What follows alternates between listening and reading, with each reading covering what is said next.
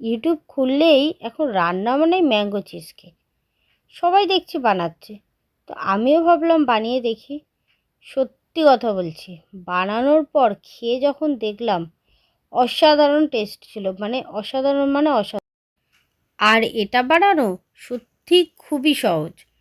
আমি এখানে ম্যাঙ্গোগুলোকে স্লাইস করে কেটে নিয়ে মিষ্টির রস দিয়ে আধা ঘন্টার জন্য ভিজিয়ে রেখেছিলাম।